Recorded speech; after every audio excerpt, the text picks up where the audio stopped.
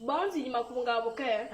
Regardez la bande hier. Bon, l'anime motivé. J'espère que vous vous portez bien en cette belle année 2024. J'espère que je vous ai manqué. Moi, Nyunga belle fois de la rubrique Motivation Puissance 1000, cette rubrique qui est du Tom Kolzame Nyunga.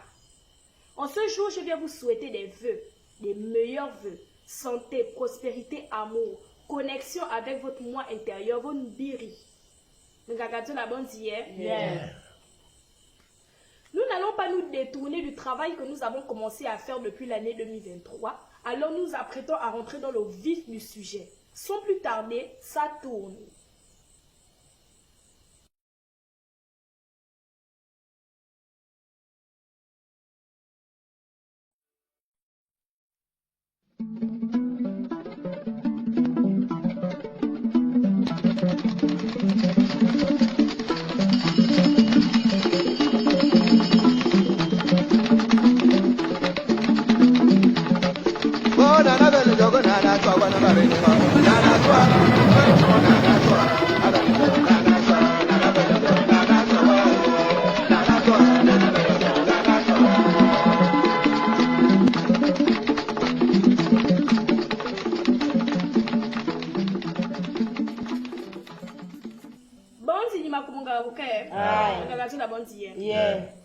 Nous souffrons d'un déficit d'enseignement dans les temples.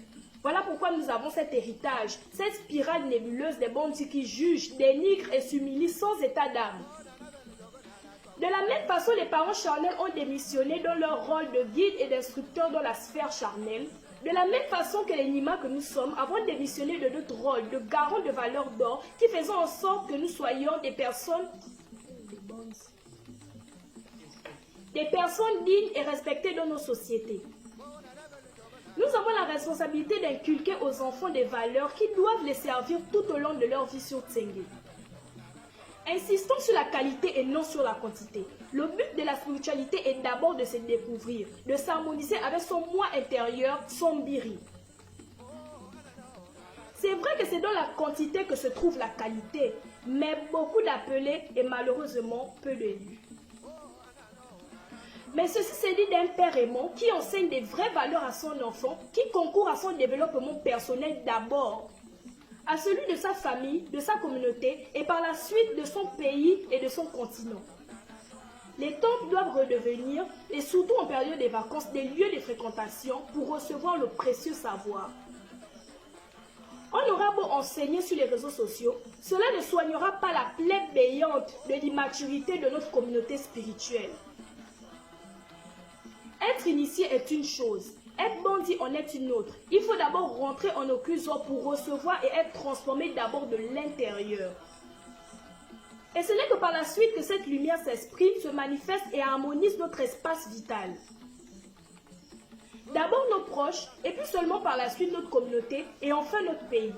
On fabrique une conscience, un homme qui portera des fruits, des valeurs et des principes. C'est ce qui nourrit son âme.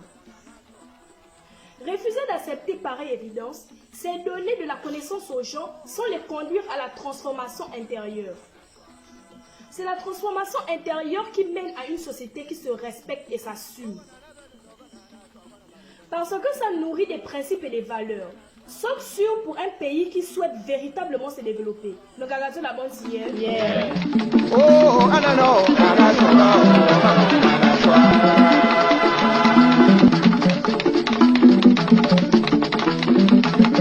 Oh,